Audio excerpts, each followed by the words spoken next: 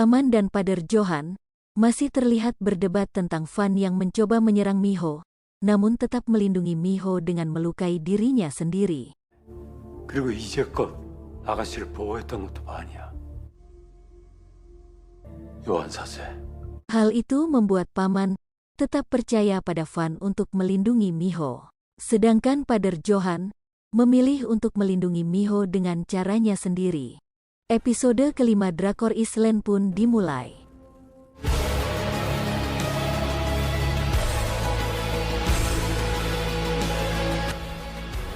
Fan, yang masih dalam kondisi terluka, kembali mengingat perkataan Nenek Hanyo tentang kekuatannya, yang dapat membuat Fan menjadi iblis nafsu selamanya, apabila dia terus bertarung dengan menggunakan kekuatan tersebut.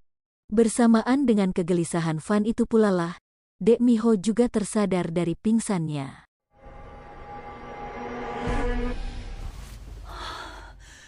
Dan teringat dengan kejadian saat Fan mencoba untuk menyerangnya.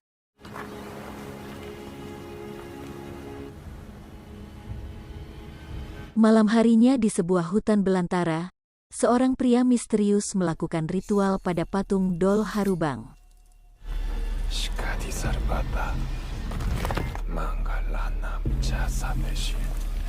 Yang membuat asap hitam pekat yang merupakan roh dari para iblis nafsu menyebar ke segala penjuru.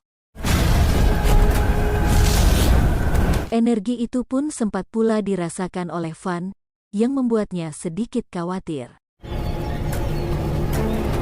Keesokan harinya, dua orang pasutri sedang melakukan pendakian di sebuah pegunungan. Namun, sang suami yang merasa kelelahan memilih untuk beristirahat sejenak, sedangkan sang istri tetap melanjutkan perjalanan. Tak disangka, dari kejauhan dia melihat sang suami sedang didandani oleh seseorang. Melihat hal itu, sontak saja, dia pun langsung berlari ketakutan, dan mencoba menyelamatkan diri. Namun akhirnya, tetap tertangkap.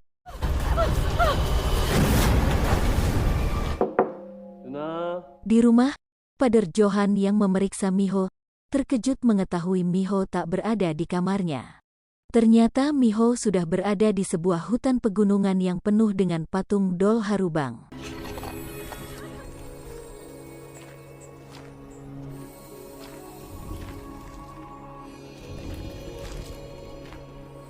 Terus menelusuri jalanan setapak, Miho akhirnya menembus sebuah perisai berwarna biru, yang tentu saja itu adalah perisai pelindung dari Fan.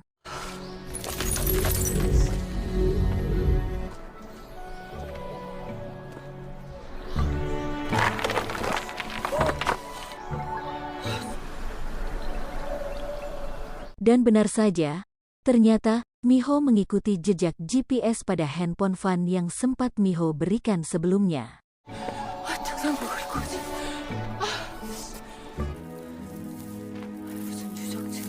Tak lama berselang, Miho pun tiba di tempat biasanya Fan nongki-nongki, dan berhasil menemukan Fan.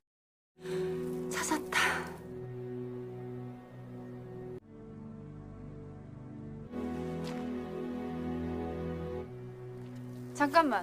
Kedatangan Miho ke tempat nongkinya Fan bertujuan untuk melihat kondisi Fan yang terluka. Fan pun mengingatkan Miho atas kejadian sebelumnya. 그래도 지켰잖아. 우중아. Dengan penuh kepercayaan yang dibalut cinta, Miho pun tetap mendekati Fan. Dan terjadi perdebatan kecil di antara mereka, yang pada akhirnya membuat Miho kesal dan berlalu pergi. 내가 자신이 없다고. 널 안 죽일 자신이. 지켜냈잖아. 지켜준다며. 약속했잖아. 나도 자존심이라는 게 있어. 그래, 하지 마. 지키지 마. 이거 하나는 분명히 해. 당신 의지라는 거. Setibanya di rumah, Pader Johan meminta Miho untuk tak pergi kemanapun tanpa dirinya. Di saat itu pula Paman juga mencemaskan Miho karena Fan tak berada di sisinya. 반 그 친구도 없고 걱정돼서 그렇게 하세요, 아가씨. 아, 그 정도는 저도 멀티플레이어잖아요, 누나. 그럼 부탁 좀 할게. Setelah berganti kostum, Miho dan Pader Johan pergi menuju SMA Tamra. Bagaikan seorang raja dan ratu, para siswa mengelilingi mereka berdua. Saat itulah, Miho bertemu Reon, yang kembali bersekolah dan langsung memberinya sedikit wejangan. 감사합니다. 아니야. 그런 거 가지고. MZ한테 들었어요. 정말 감사합니다. Sedangkan di sisi lain, Fan justru terlihat dinasehati oleh nenek Hanyo yang sedang mengobati lukanya. Tak lupa pula Fan memberitahu pada nenek tentang kejadian sebelumnya. 내가 또 죽일 뻔했거든. 반아. 내가 없어야 그 아이가 살아. Tak mau terus diomelin sang nenek, Fan pun memilih pergi. Setibanya di rumah, Pader Johan mendapat telepon yang mengabarkan tentang Ken-hee. Paman pun bercerita pada Miho bahwa ternyata Ken-hee adalah kakak dari Pader Johan, di mana mereka berdua sudah terpisah dari kecil. 알겠습니다. Sedangkan di sebuah hutan, pria misterius bertemu dengan seorang iblis nafsu dan menyuruhnya untuk mencari Wonjong. 원정성사를 찾아라. 고통을 없앨 방법을 알려주마. Saat Pader Johan melamun memikirkan sang kakak, tiba-tiba Miho mengajaknya untuk pergi. 경호원 씨, 같이 갈 데 있으니까 나오시라고요. Setibanya di sebuah kafe yang merupakan milik sahabat Miho, mereka pun berkenalan. 오빠! 미호 왔어. Dan, sang calon pria langsung menyerahkan undangan pernikahan pada Pader Johan. Tak lupa pula, Miho memberikan hadiah pernikahan pada sang sahabat untuk bermalam di hotel Dehan sepuasnya. Dari kejauhan pun, Fan tetap menjaga Miho.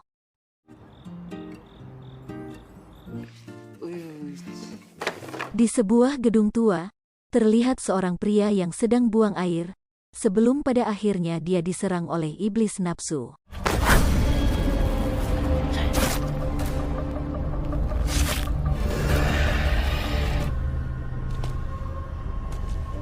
Namun, sang pria misterius berambut putihlah yang menyelesaikan pria itu.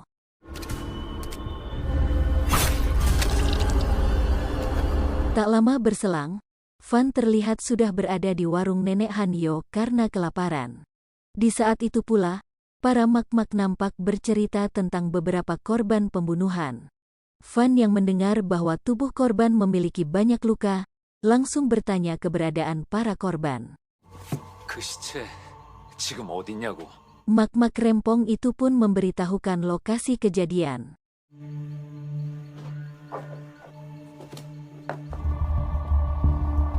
Setibanya di lokasi kejadian, Fan langsung menyelidiki dengan teliti.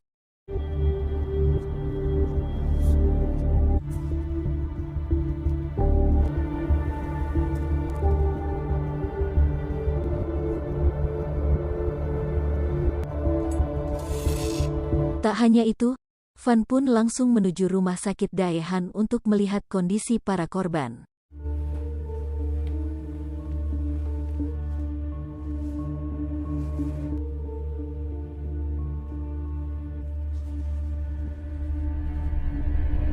Saat itulah Fan teringat akan sebuah kejadian tentang seorang pria bernama Guntan.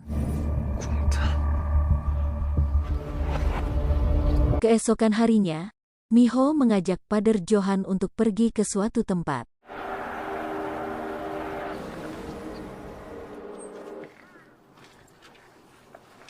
Yang ternyata tempat tujuan mereka merupakan sebuah panti asuhan terbengkalai.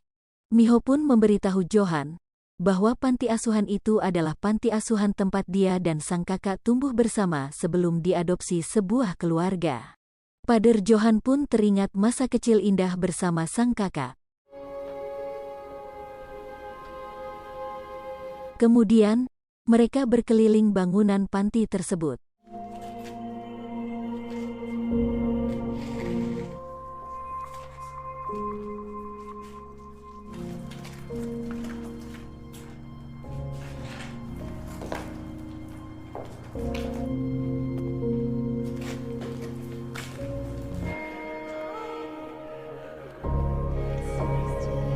Ternyata guys, setelah Pader Johan dan sang kakak diadopsi itulah, panti itu ditutup karena tak memiliki izin. Tak hanya itu, sang bodyguard Miho juga memberitahu keberadaan sang kakak pada Pader Johan. Sedangkan pria yang bernama Guntan mengawasi gerak-gerik mereka dari kejauhan melalui seekor hewan aneh. 고생했어요. Saat di mobil, Pader Johan terdiam bingung karena tak tahu cara berterima kasih pada Miho. Namun Miho hanya membalas dengan senyuman dan mengajak Pader Johan untuk pulang. 그러자. 그럼 가볼까? 응? Pada malam harinya, sang sahabat Miho terlihat sedang berbicara pada tunangannya yang akan pergi mengantarkan sebuah pesanan. 아니면은 네가 이거 차를 가지고 가라. Sedangkan Miho dan Pader Johan yang baru tiba di rumah, langsung berpisah karena si Pader ingin segera pergi mencari sang kakak seorang diri. 내비 따라 오긴 했는데 알겠어, 빨리 와. Di tengah perjalanan, Sung Jom terpaksa mengerem mendadak karena sesuatu melintas tak terlihat.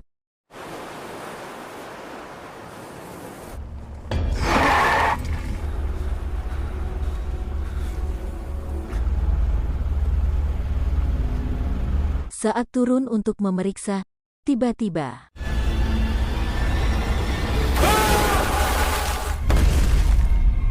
Fan yang terlihat sudah berada di luar kediaman Miho, langsung dikejutkan dengan bergetarnya pisau kesayangan secara tak menentu. Sedangkan Pader Johan yang berada di sebuah dermaga kapal langsung bertanya tentang alamat yang dibawanya. Tak berselang lama, Sung Jon terlihat tak sadarkan diri tersangkut pada pusaka kesayangan Guntan.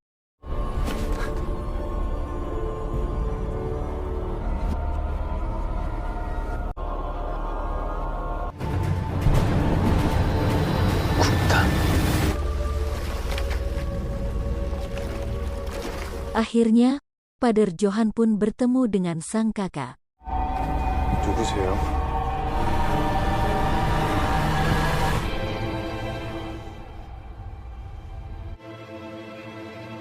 찬혁이니?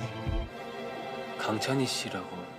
Sedangkan di sisi lain, Miho yang tiba tepat di hadapan Fan, sangat terkejut histeris melihat Sung Jon tunangan sahabatnya jatuh tergeletak tak sadarkan diri. Tangis kesedihan Miho pun pecah dalam dekapan sang paman. Melihat hal itu, Fan langsung mengejar Guntan ke sebuah pesisir pantai. Dan langsung disambut dengan bergetarnya pisau pusaka milik Fan.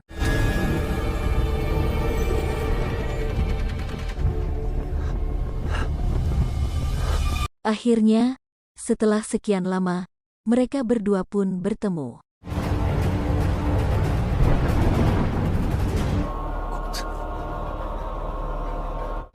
오래간만이네.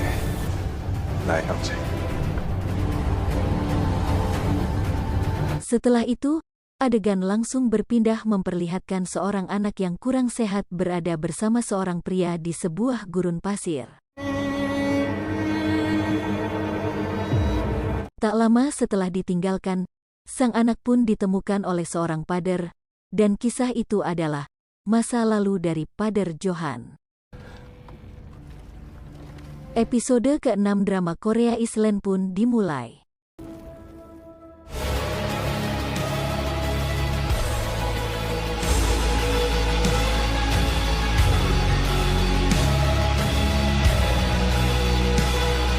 Kemudian, sang kakak mengajak Pader Johan untuk menuju ke kamar sederhana miliknya.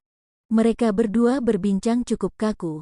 Di sela obrolan itu, Pader Johan melihat sebuah bekas luka yang ada di tubuh sang kakak, dan membuatnya langsung menangis. Mereka berdua saling melepas rindu setelah terpisah puluhan tahun. Dan Pader Johan tak ingin lagi terpisah dengan sang kakak. Sedangkan di rumah sakit, Miho terlihat memeluk erat sahabatnya yang meronta kehilangan sang kekasih. 역시 너였군. Fan dan Guntan yang juga sudah lama terpisah, berbincang santai yang diselimuti oleh energi iblis. 난 항상 네 옆에 있었는데.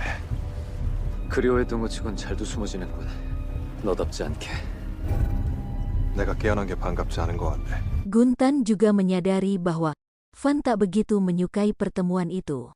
Pembicaraan mereka berdua semakin memanas, dan tentu saja pertarungan pun harus terjadi.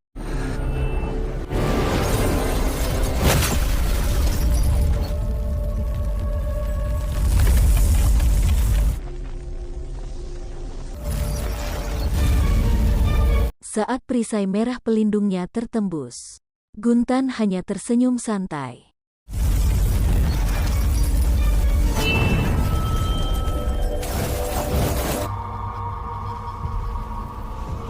Bukannya membalas serangan dari Van, Guntan justru menyimpan pusakanya. Serangan Van selanjutnya pun tertahan oleh masa kecil yang mereka lalui bersama. 왜 우리가 싸워야 되지? Terlebih lagi, kedatangan Guntan menemui Van bukanlah untuk bertarung, melainkan ingin bertanya pada Van.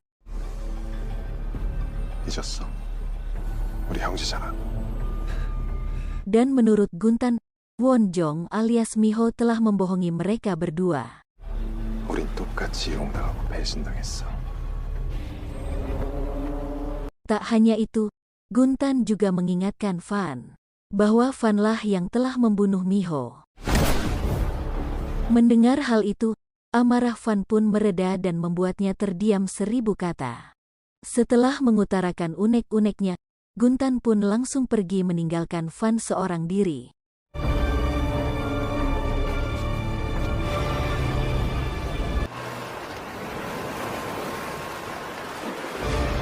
Pader Johan dan sang kakak akhirnya bermalam di villa milik Miho. Karena besok harinya mereka akan mencari tempat tinggal yang baru. Saat itu pula, Miho pulang dan bertegur sapa pada mereka. 아까 전화 몇 번 했었는데 연결이 잘 안 되더라고요. 강찬입니다. Pader Johan terlihat tidur lelap penuh dengan senyuman, sedangkan Miho menangis terseduh-seduh dengan nasib sahabatnya. Sang kakak kembali terpikir dengan ucapan Guntan untuk mencari Wonjong demi terbebas dari rasa sakitnya. 원정 성사를 찾아라. 고통을 없앨 방법을 알려주마. Dia pun langsung menyelinap masuk menuju ke kamar Miho. Bertepatan pula dengan Sikon yang sangat mendukung, karena saat itu Miho terlihat sedang mandi menyegarkan diri.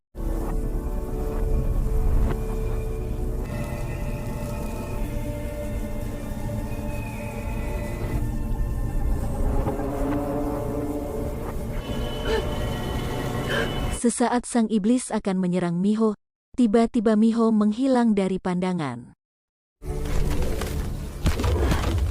Yap, benar guys, perisai biru milik Van langsung menghalangi.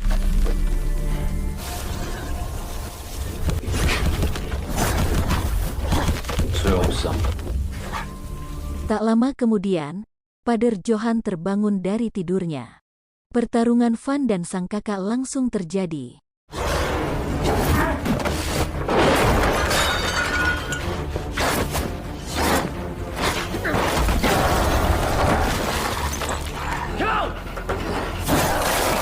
Sempat dihalangi oleh Pader Johan, namun Van pun tak menghiraukannya. Sang kakak mencoba untuk berlari sebelum akhirnya berhasil dikejar oleh Van. Sesaat Van akan menyerang, tiba-tiba saja dengan sangat cepat, sebuah serangan bola api membuat Van terluka parah.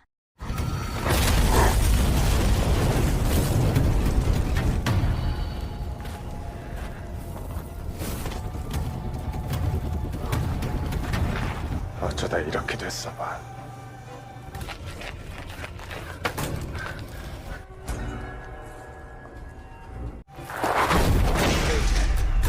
지금 네 꼴을 봐. 넌 약해졌어. Dan ternyata guys, Guntanlah yang sudah merubah sang kakak si Pader menjadi iblis nafsu. 이번에야말로 확실하게 그년을 죽일 수 있었는데. Guntan juga menjelaskan tentang kekuatan Fan yang melemah. Hal itu disebabkan karena Fan selalu mencoba melindungi Miho. Entah apa sebabnya, Guntan tak langsung menyerang Miho sendiri, ditambah lagi dia pun langsung pergi meninggalkan Fan yang terluka. Setelah selesai mandi, Miho pun sangat terkejut melihat kamarnya sudah berserakan. Tak lama berselang Miho melihat Pader Johan yang akan pergi ke sebuah tempat. Keesokan harinya, Fan terlihat berjalan dengan lunglai karena luka dalam akibat serangan Guntan.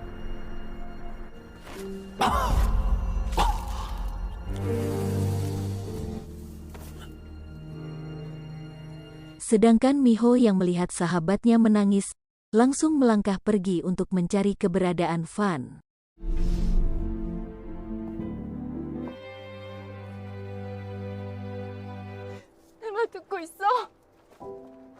Semua itu karena Miho sangat sedih, sekaligus bingung dengan semua hal yang terjadi. 억울하고 이해가 안 돼서 나 물어볼 게 있어서 왔어. Saat itulah akhirnya Miho melihat Fan dalam kondisi terluka. Mau tak mau Fan pun akhirnya menjelaskan bahwa Miho adalah sosok reinkarnasi dari Wonjong. 넌 원정성사라는 신녀의 환생이야. 왜 나야? 그래서 정염기들이 그 전에 널 죽이려는 거야. Dan keberadaan Fan sendiri adalah untuk menunggu sebuah janji yang belum ditepati.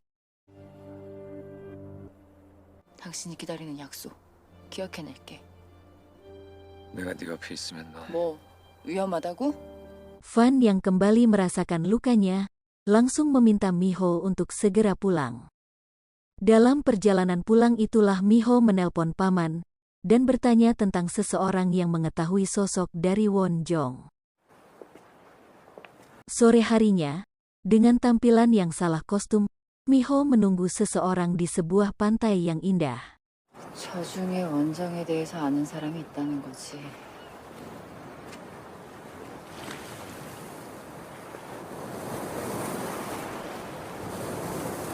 Ternyata, dia adalah Nenek Hanyo. Mereka berbicara tentang masa lalu dan asal-usul dari Pulau Jeju, di mana dijelaskan bahwa Pulau Tamra merupakan tempat yang dibuat khusus untuk menyegel para iblis. Dan perisai pelindung Pulau Tamra sudah semakin rapuh. Miho mencari tahu hal itu, karena merasa semua orang di sekitarnya terluka tanpa tahu harus berbuat apa. 일하는 사람에 대해서도 아세요? Nenek Hanyo langsung menjawab dengan kata, batu perisai. 결계서 Ternyata guys, sosok Wonjong adalah satu-satunya orang yang bisa memperbaiki sesuatu dengan perisai miliknya. Termasuk menyembuhkan luka yang diderita oleh Fan. Dan saat Wonjong bangkit, kekuatannya juga bisa memperbaiki perisai pelindung yang menyegel Pulau Tamra. 다 고칠 수 있지. 결계를 쳐야지. 네 몸에서 빛이 나면 제가 어떻게 하면 되는데요? 정말 반을 구할 수 있어요? Nenek Hanyo langsung melihat tanda luka pada tubuh Miho, dan menyuruh Miho untuk segera membangkitkan kekuatannya. Seperti pada saat Miho melawan Ben Jule. 그러니 어서 깨어나. Setelah cukup menjelaskan, nenek pun menyuruh Miho pulang, dan kembali menemuinya saat sudah mengingat sesuatu. Di tempat lain, Pader Johan terlihat langsung menghunuskan pedangnya pada sang kakak. 다 형이 한 짓이야? 승준 씨랑?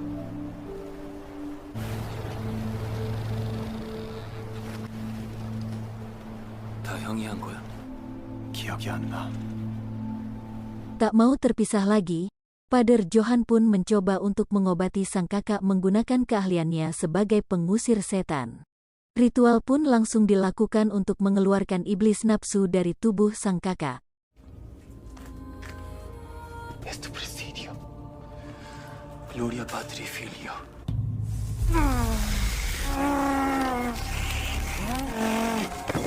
사람이 올라가라.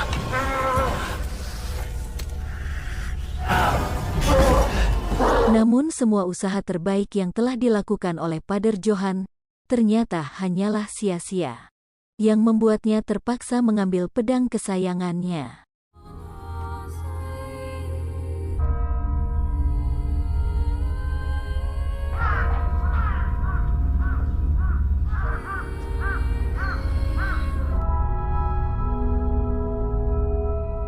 Keesokan harinya di kuburan batu, Nenek Hanyo menasehati Van karena terus-menerus menyendiri.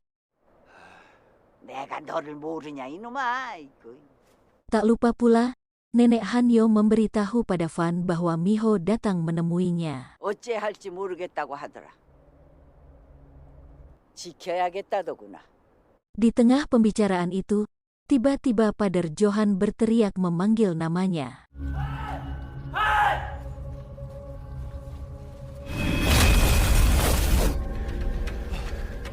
우리 형이 날 보고 웃어주고 또 울어줬어요.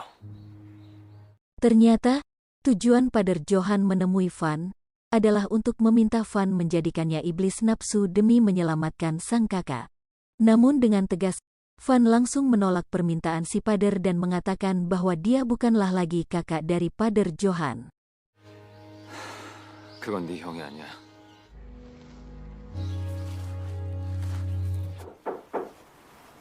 Tak mau menyerah, Pader Johan pun langsung pergi menemui Miho untuk memintanya menyelamatkan sang kakak. Saat itulah Miho mengetahui penyebab vilanya berantakan. 악의 기운이 올려 있어요. 누나한텐 다 똑같은 장염기일 뿐이라는 거. Karena pernah melihat kekuatan Miho yang menyelamatkan Reon dari Benjule, Pader pun meminta Miho untuk mencobanya pada sang kakak. Melihat si Pader yang memohon bersimpuh di hadapannya, Miho pun bersedia untuk mencoba menyelamatkan sang kakak.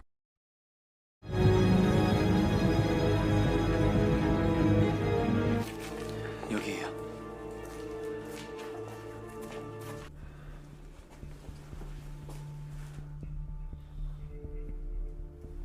저 좀 부탁할게요.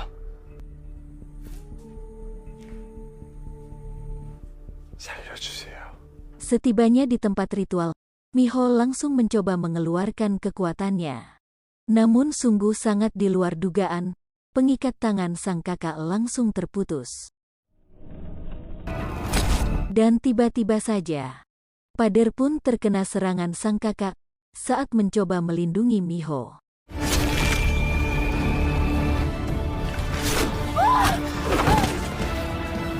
Saat itulah Van pun datang dan langsung melakukan salam olahraga. Dalam kondisi yang melemah dan masih terluka, Van pun sangat kewalahan menghadapi iblis nafsu sang kakak.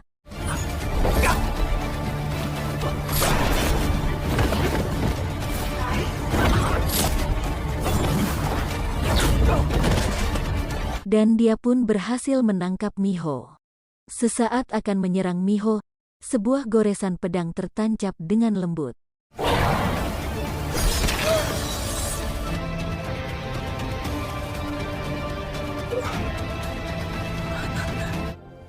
우리 찬혁이.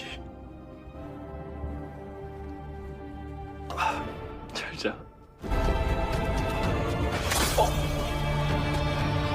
Van pun langsung mengambil bagian untuk memfinishing si iblis nafsu.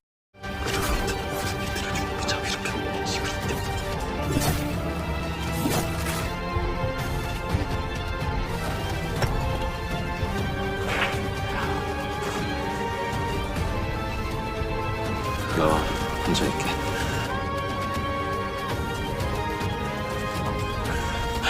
Di tempat lain, Guntan terlihat berjalan menuju ke sebuah gedung tua.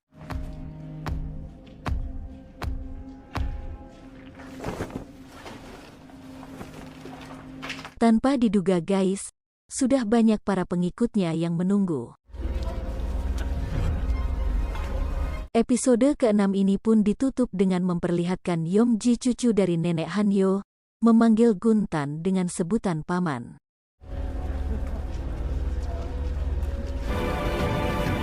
어디 갔다 이제 와, 삼촌. Sampai ketemu di episode selanjutnya, guys.